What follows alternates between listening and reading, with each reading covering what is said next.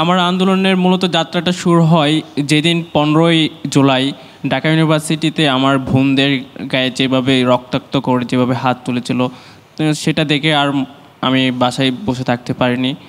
আমি 16ই জুলাই থেকেই আন্দোলনের মূল ধারা বা উদ্যোক্তাদের সাথে কিভাবে সম্পৃক্ত হলেন?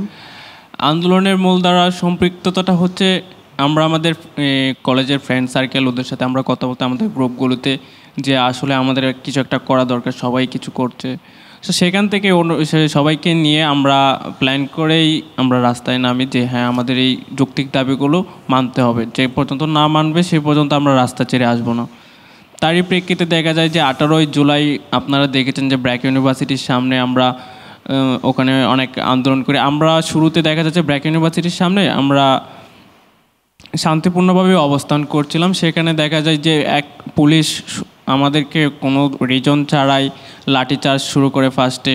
আর লাঠিচার্জ করলে আমরা সরে যাচ্ছি, সেখানে দেখা যাচ্ছে ওরা টিয়ারশেল ছোড়ে। টিয়ারশেলের ধোঁয়ায় অনেকে কী এক বিভৎস অবস্থা, টিয়ারশেলের ধোঁয়ায় তো বিভৎস অবস্থা, তার মধ্যে ওরা ফায়ার শুরু করে। মানে কেউ কোনো কিছু বুঝে ওঠার আগেই এমনভাবে ফায়ার শুরু হয় যে চারদিকে আমরা দৌড়ে পালাচ্ছিলাম।